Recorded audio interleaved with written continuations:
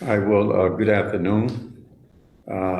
As we mentioned to you, I think it was Monday, that we would be doing a briefing after the debate depending on what happened or did not happen. And so that's what this is. I want to start off by thanking all of our partners at the federal, state, and local level, law enforcement partners, and other partners that helped us to provide security and make it a safe debate. Want to have a special thanks for the governor, Governor DeWine, who provided us with the National Guard. And also thank you to the public, those who came to exercise their constitutional right in general and on the whole. It was very peaceful and orderly with as demonstrations and protests go. And our goal was to ensure a successful debate in terms of what happened external to the debate venue itself, and we were able to accomplish that. Again, thanks to all our partners and those particular people who were involved in a leadership role to help us do this. I'll turn it over to the director. Thank you, Mayor. Hello, Cleveland. Last night we had a historical presidential debate.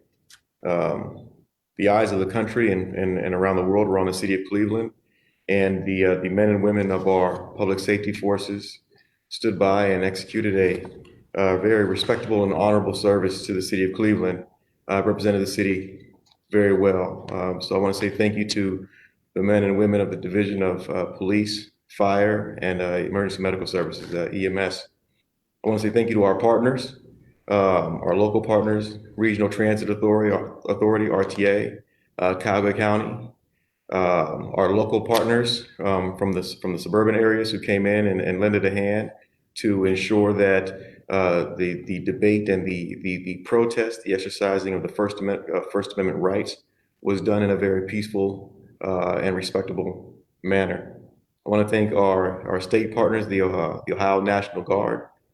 Thank you for coming up and joining us. It's always a pleasure to work with you, and last night went very well.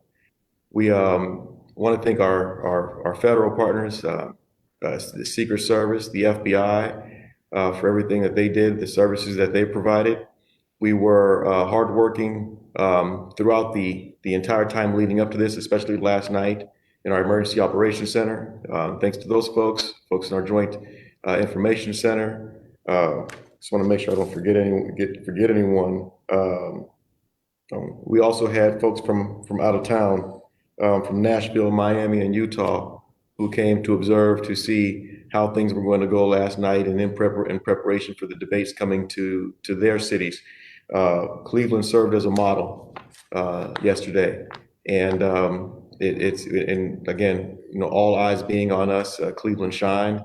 And thank you for everyone who participated, and thank you for the citizens who respectfully exercised their First Amendment rights, and for the citizens who worked with law enforcement to keep the community safe. With that, I'll turn it over to Chief Williams. Thanks, Director. I'm probably going to be a little redundant, but I also want to thank all of our partners that came into the city of Cleveland and assisted in this historic event here.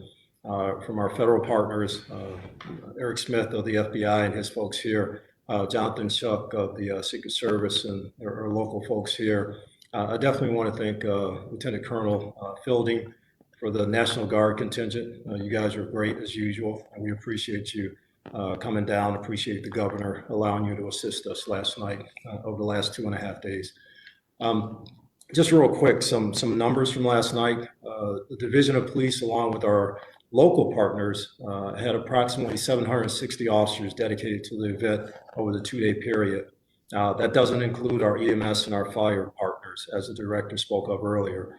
There were a little under 1,000, what we could count during the course of last night's events. A little under 1,000 people demonstrating, both in University Circle, at the debate location itself on the Cleveland Clinic campus, and also in downtown Cleveland. And as the director and the mayor also stated, we'd like to thank those folks, especially our local folks, that kept things calm, that exercised their constitutional rights in the appropriate manner, safely within the law and within the bounds of the things that we set up for them to do. And we hope that we can continue along that line here in the near future. Also, the division made 4 arrests, and they range from things like driving under suspension to an incident that happened with the attempted petty theft of some of our field force equipment from an officer. So 4 total arrests as we stand now. We're in the charging process with those 4 individuals. But again, I want to thank the Cleveland community. We had a couple meetings out there in that Fairfax neighborhood residents to let them know what was going to happen and to ask for their assistance in helping keep us safe. I think that went a long ways. And, our partners, again, in law enforcement, I can't thank you guys enough. You always come through when we have huge events in Cleveland, and you did at this time also. So with that said, I'm going to turn it back over to the mayor. All right, any questions?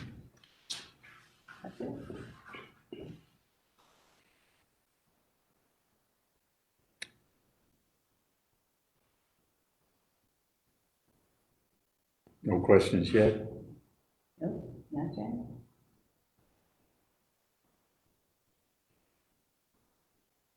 Well, we'll wait a little longer, and if there will be no questions, then we'll close up the. Matt Wright's asking, what are more details surrounding the 4 people who were arrested? What happened in the theft of equipment from the officer incident? Chief.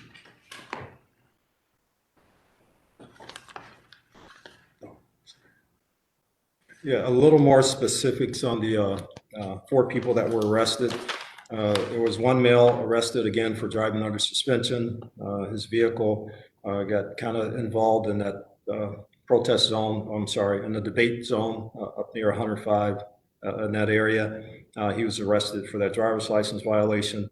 There was another male arrested for failure to comply with the orders of officers around the immediate perimeter of the debate itself.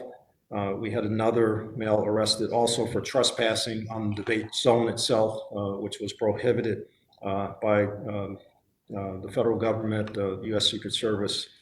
And then the 18-year-old female connection with the attempted petty theft or the petty theft of officers' equipment and disruption of public services or a couple of the charges that may come against her. But again, we're in the process of charging all those individuals, conferring with the prosecutors to make sure the appropriate charges are brought against those 4 individuals. Mayor, we have 2 related questions. The first one is from Kim Palmer from Cranes. What was the cost to the city for the event? And then Jim Nelson from Channel 19 asked about how much overtime the department incur. In terms of the overall cost, I'll let the chief give you some general figures there, and which will include overtime.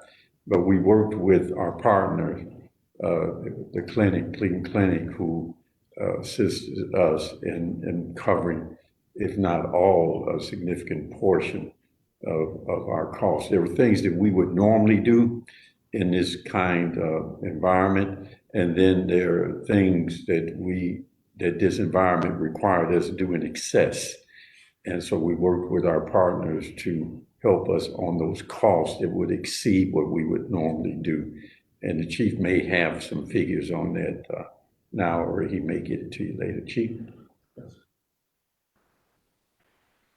Again, as the mayor stated, in the normal course of business for special events throughout the city, there are certain in-kind services that the city provides just as a way of doing business here. And that includes public safety services itself. Right now, the public safety cost of the city itself, police, fire, and EMS, We're still getting the exact calculation, but it's somewhere between $450,000 and $500,000. Most of that, as the mayor stated, will be reimbursed by the Cleveland Clinic itself. And then we're still working on details with some of the other costs associated with the event between ourselves and the Cleveland Clinic.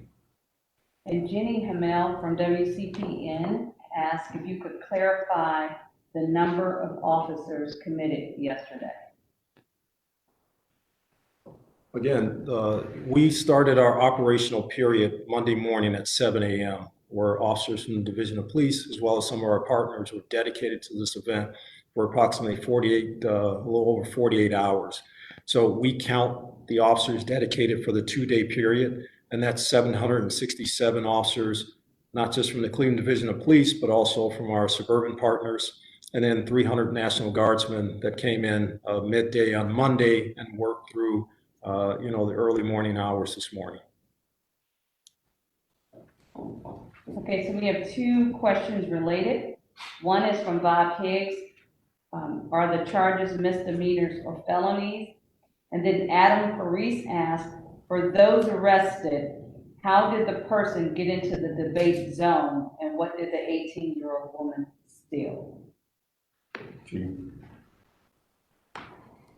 I don't want to get too deep into the exact specifics of those arrests. What I gave you is what I have right now. We're in that process, again, of making sure with our prosecutors that we charge appropriately based on what happened. For the person that may have or attempted to get into the debate zone, for the people that were down there, they know everything was either bike racked or fence. So the person had to either climb over a bike rack or try to climb over a fence for that trespass violation. Adam Parisian.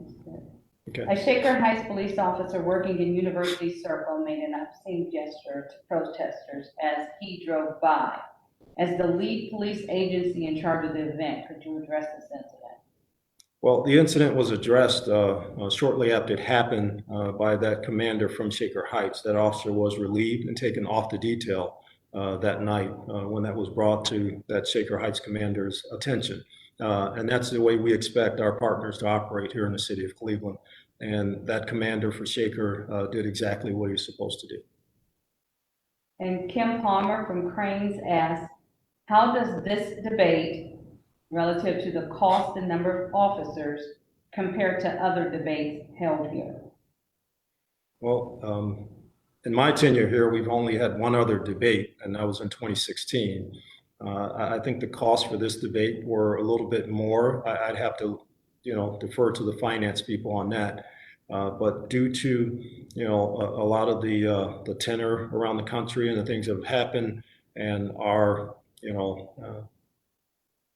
ability to secure the event with the help of our partners, that probably had to escalate the cost for this event. But again, I don't have an apples to apples comparison from 2016 to what we did then compared to what we did now. But I would imagine, just based on the current state of affairs in the country and the things that I know that we put in place here over the last 2 days, it was probably a little more this time around than the last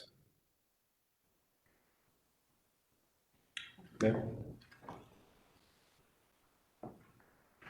Anything else?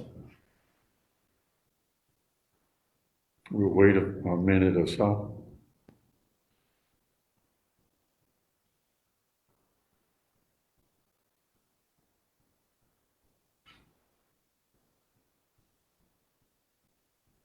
Well, I appreciate you tuning in and appreciate the questions and thank you very much. Thank you.